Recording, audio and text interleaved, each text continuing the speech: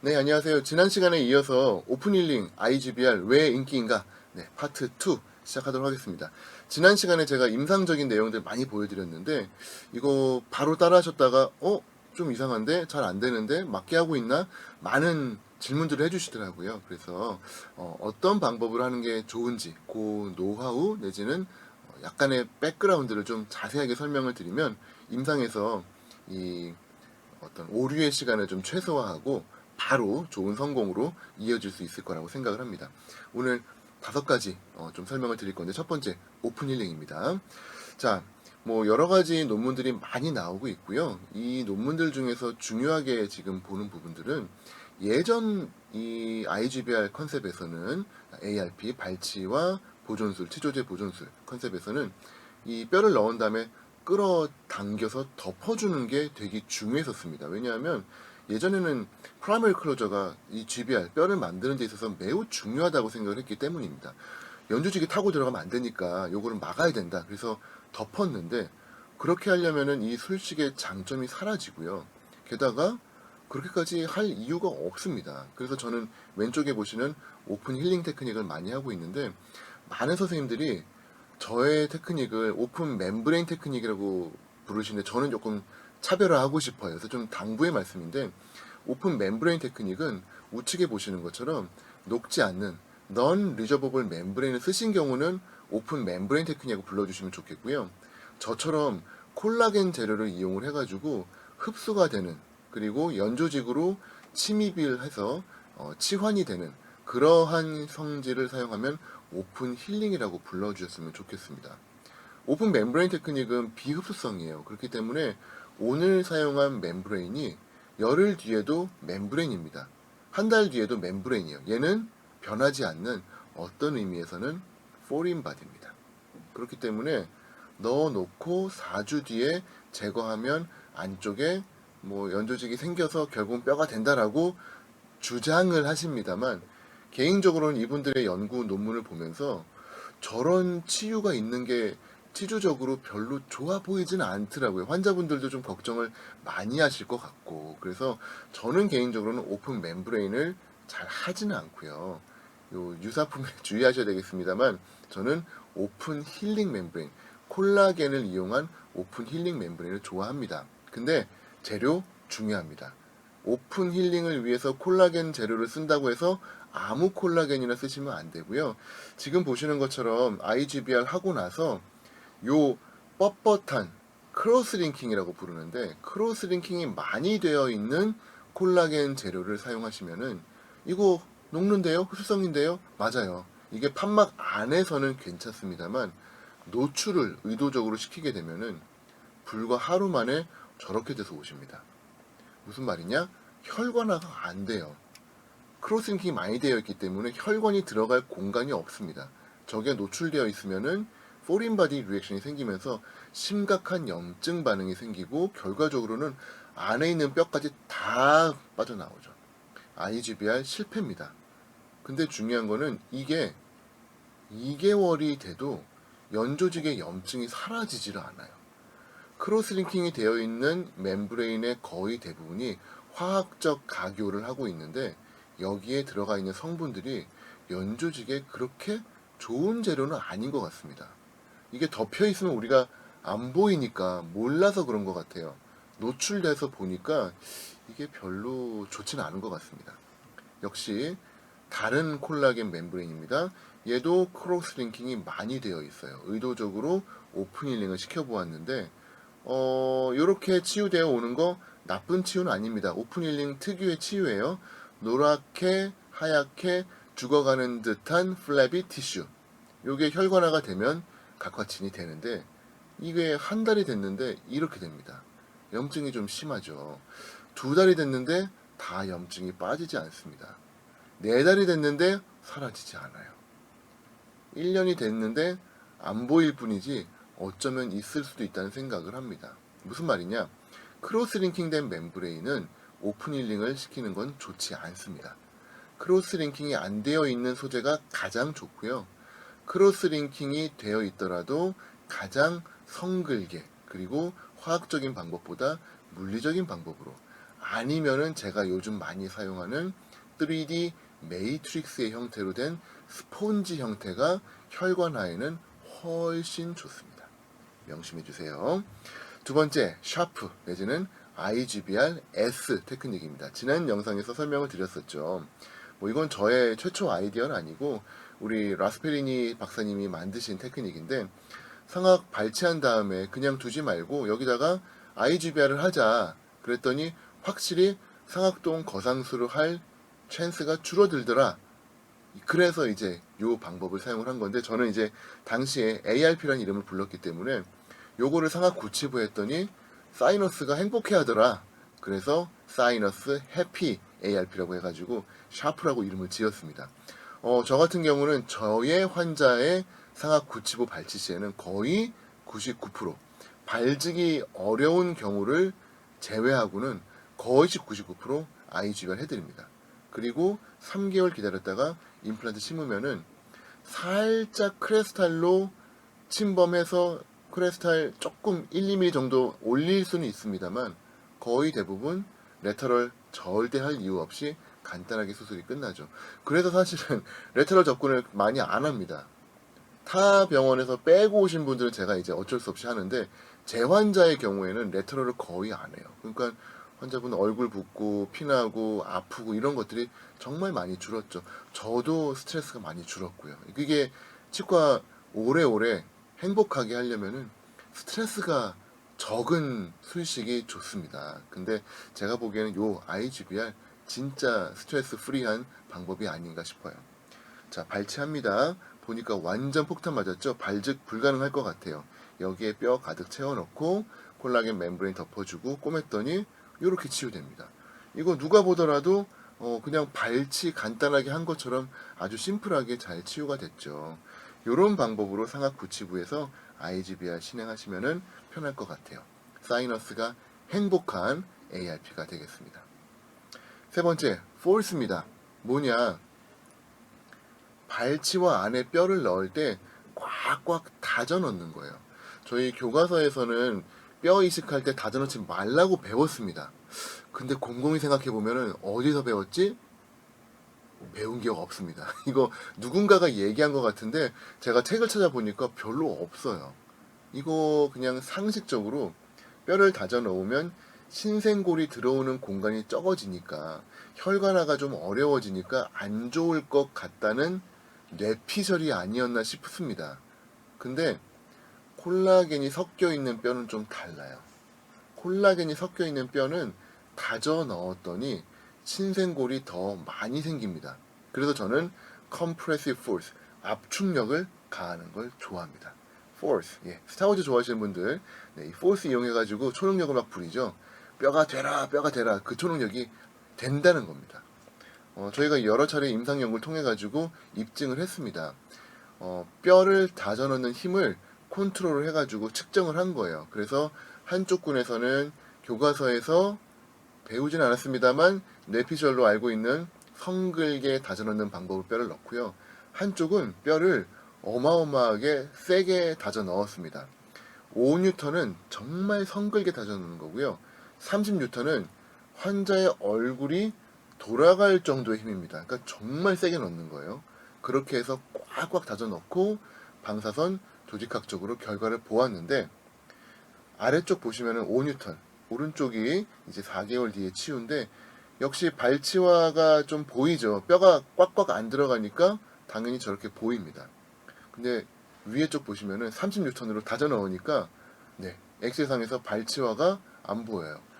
이게 뭐 대수냐? 네, 별 의미는 없습니다. 그래서 방사선학적으로는 통계적인 유의성 없었어요. 수평, 수직적 아무 의미 없었습니다. 근데 중요한 건 조직학이에요. 조직학. 자, 5N으로 했던 뼈인데요. 오른쪽에 좀 진한 파란색 보이시죠? 요게 신생골입니다. 요 신생골이 하방에서 이렇게 천천히 올라오기 시작을 하는데 좀 자세히 볼까요? 자, 이때 사용했던 게 이제 바이오스 콜라겐이었는데 바이오스 콜라겐을 둘러싸면서 조금씩 뼈가 올라가기 시작을 합니다. 이게 5N입니다. 4개월에서 요 정도 10% 정도의 뼈가 생기는 거 일반적인 경우예요. 여전히 신생골이 많지 않기 때문에 이때 제가 언더드릴링 해가지고 하라는 게 바로 그 의미입니다. 근데 30N으로 꽉 해서 가져 넣었더니 어떤 일이 생긴지 한번 볼까요? 느낌이 좀 다르죠. 파란색이 좀 진한 게 많아졌죠? 자세히 봐주세요. 자, 아까에 비해서 확실히 바이오스 파티클이 작습니다. 다져 넣었기 때문에 뼈가 부서졌어요. 네, 요거는 인정합니다. 다져 넣으면 뼈 부서집니다. 하지만 뼈가 다져지는 과정 중에 신생골이 제 뇌피셜입니다만 신생골이 뼈를 타고 올라가는 게 더 쉬워지지 않았나 싶어요.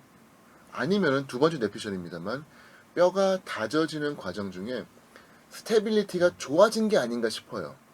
못 움직이는 거죠.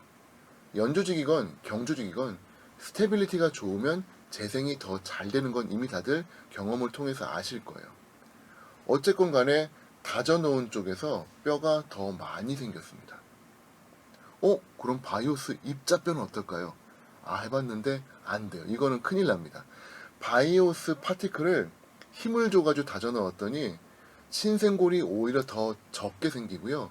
입자뼈가 다 박살이라는 표현을 제가 좀 쓰면 좀 경박해 보이겠습니다만 박살이 납니다. 바이오스 파티클을 성글게 넣은 쪽이 확실히 신생골이 잘 들어와요. 우리 선배님들 말씀이 맞는 것 같아요. 입자뼈는 성글게 넣는 게 맞아요. 조직학적으로 결과가 유의성 있게 나왔습니다. 다만 콜라겐이 섞여 있는 바이오스 콜라겐과 같은 뼈, 그리고 특히 제가 많이 사용하는 레고 그래프트와 같은 뼈 다져 넣으면 확실히 신생골 빨리 많이 생깁니다. 여기에 저는 PDRN이라고 하는 연어주사까지 소킹을 하고 있기 때문에 그래서 3개월 차에 임플란트 식립이 가능한 겁니다. 지금 조금 더 이거를 가속화시킬 방법을 노력을 하고 연구를 하고 있으니까 아마 다음 강의 때에는 더 빠른 방법을 소개해 드릴 수 있지 않을까 생각을 합니다. 네 번째입니다. 히든엑스 수첩. 이미 임상에서 많은 선생님들이 정말 많이 알고 계시더라고요. 너무너무 감사합니다. 네, 제가 만들었습니다. 네, 히든엑스 수첩. 네, 요거 치과계에서 정말 잊혀졌던 그런 아무도 몰랐던 그런 수초였는데 IGBR을 오픈힐링을 했었더니 너무너무 궁합이 딱 맞는 거예요.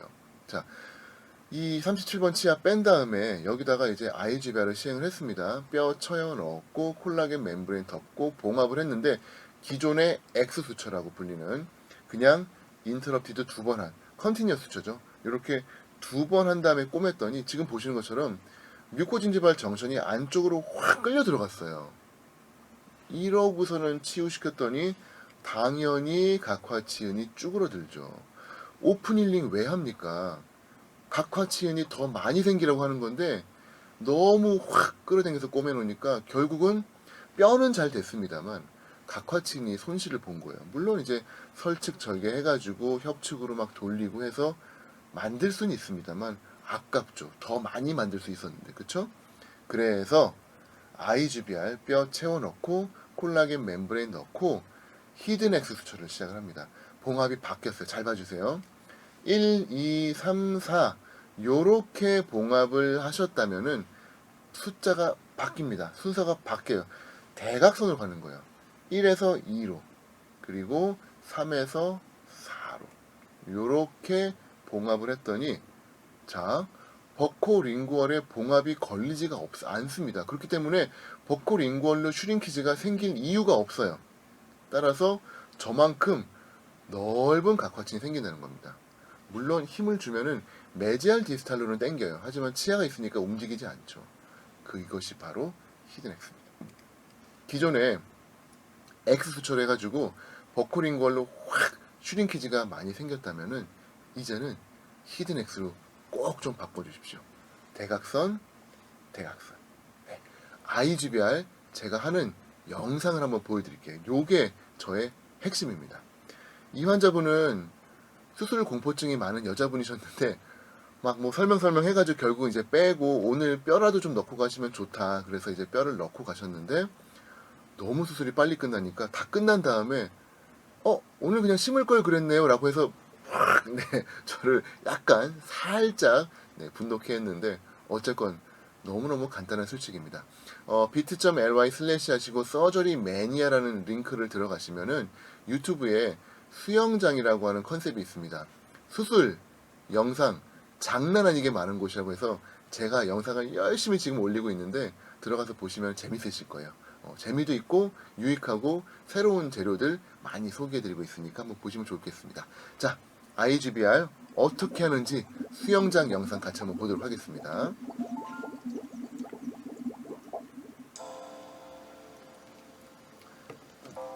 46번 부위고요.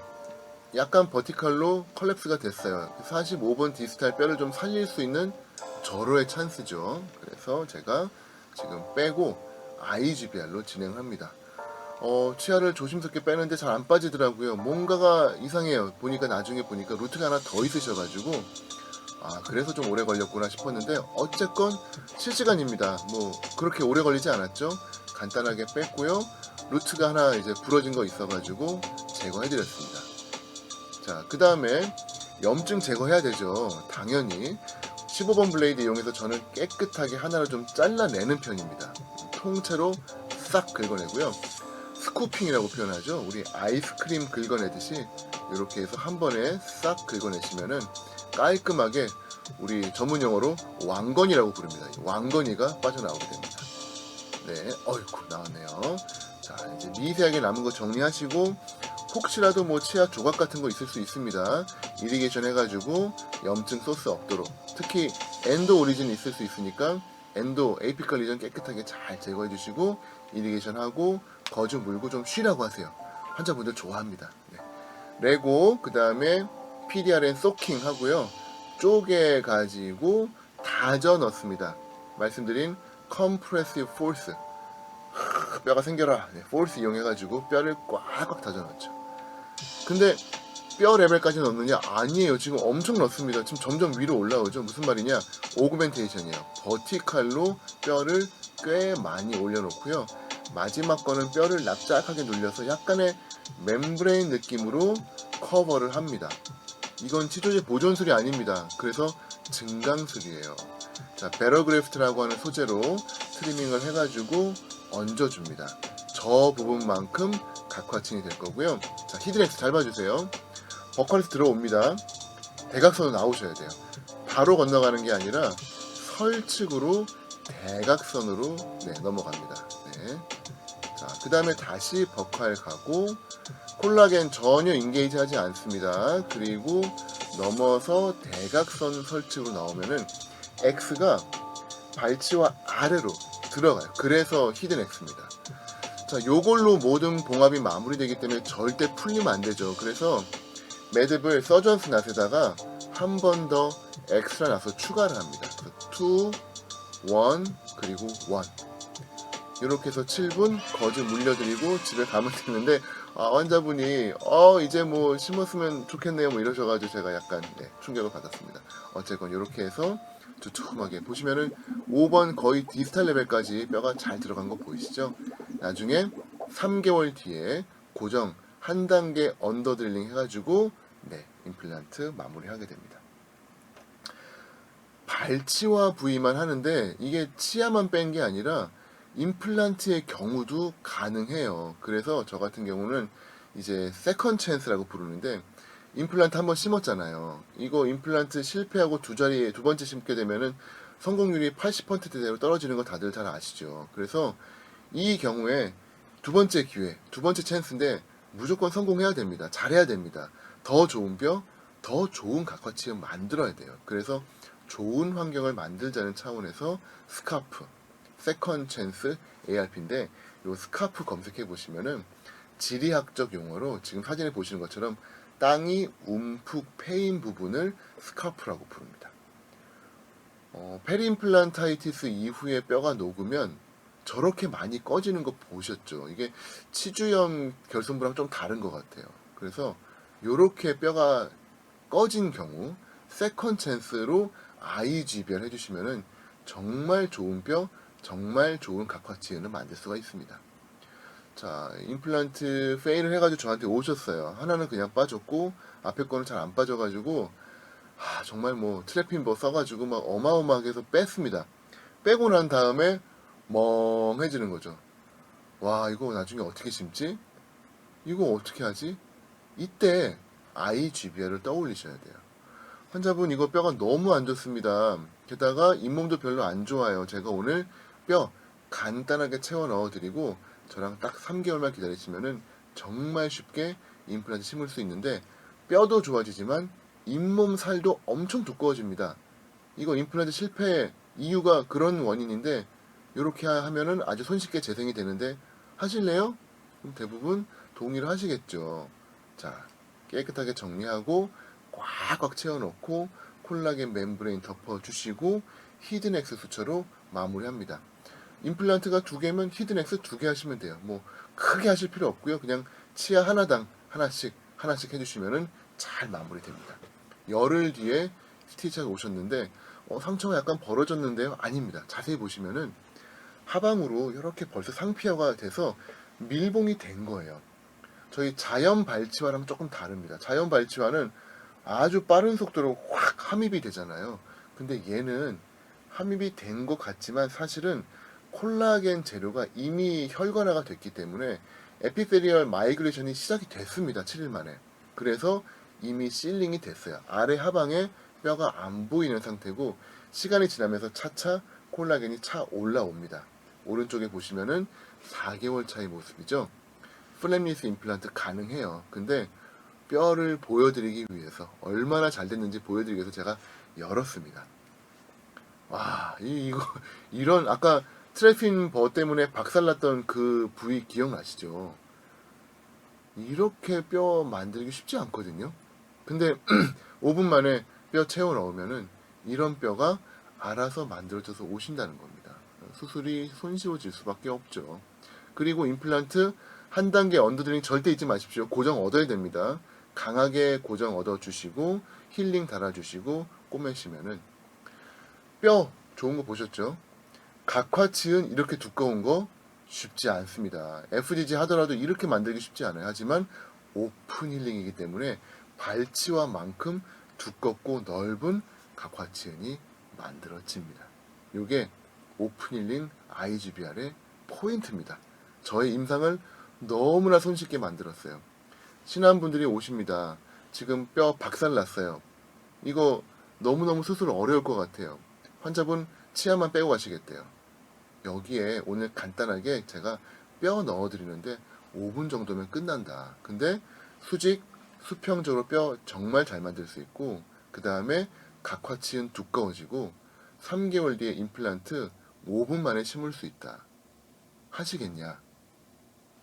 환자분들의 많은 고민의 결과는 결국은 예스입니다. 그래서 저 같은 경우는 지금 체어 타임 최소화해서 IGBR 많이 진행해드리고 임플란트 수술도 5분 정도에 끝낼 수 있으니까 역시 수술방 체어 타임도 줄어들고 결과적으로는 되게 빠른 사이클로 순환이 일어나고 있어요. 그게 되게 핵심적인 부분입니다.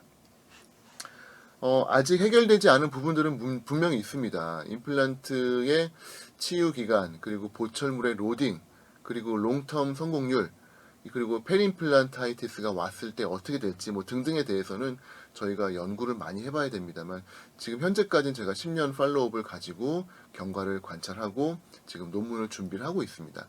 이거에 있어서 한 가지 지금 얻은 깨달음이 있어서 좀 설명을 드릴까 해요. 왼쪽 임플란트랑 오른쪽 임플란트 둘 다 IGBR 사이트에 들어간 건데 차이가 보이시나요? 저의 분류법입니다만 타입 1은 IGBR 사이트에 임플란트가 퐁당 들어간 거예요. 타입 2는 임플란트 전체 길이의 25%, 그러니까 8mm짜리면은 약 2mm 정도인데 요게 네이티브 본에 인게이지가 살짝 된 겁니다. 타입 3는 사실 존재하진 않아요. 그랬으면 IGBR 안 했겠죠. 그래서 결국은 타입 1이냐 타입 2냐인데 타입 1은 페일이 발생할 수 있습니다. 특히 크라운 들어가고 로딩 직후에 얼리 페일이 발생할 수 있습니다. 왜냐하면 임플란트랑 뼈랑은 붙어요. 그렇기 때문에 ISK 수치는 좋습니다. 하지만 저 IGBR 사이트 자체가 아직까지는 강한 뼈는 아니기 때문에 로딩이 들어가고 나면은 시큰한 느낌이 들면서 환자분이 저 임플란트가 불편하다라고 오는 경우가 생기더라고요. 그래서 IGBR은 반드시 네이티브 본을 2mm 정도 인게이지 하는 게 성공률을 극대화시킬 수 있는 방법입니다. 만일에 그게 불가능한 상황이다. 타입 1밖에 안 된다. 그렇다면은 심고 로딩은 들어가되 지난번 시간에 말씀드린 것처럼 프로그레시브 로딩, 즉 PMMA 과정을 거치거나 교합을 조금 조절해 가지고 천천히 조심스럽게 저작을 시킬 수 있도록 그렇게 특별한 케어가 들어가면은 문제없이 사용이 가능할 것 같습니다. 레오나르도 다빈치가 말했죠. 단순함이야말로 궁극의 정교함이다. IGBR 역시 정말 단순합니다만 궁극의 정교함을 갖고 있습니다. 제가 10년 동안 열심히 고민해서 만든 노하우 오늘 정리해드렸으니까 임상에서 한번 편하게 잘 활용해 보시고 좋은 노하우로 도움이 되셨으면 좋겠습니다. 뭐 궁금한 내용들 좀 더 알고 싶은 내용들 있으시면은 페이스북, 인스타 그리고 유튜브 통을 통해서 댓글 달아주시면 제가 바로바로 답변 드리도록 하겠습니다. 우리 동문 여러분들께 이렇게 짧은 시간이지만 좋은 기회를 주셔가지고 너무너무 감사드리고요. 다음 강의에서 또 뵐 수 있기를 고대하겠습니다. 감사합니다.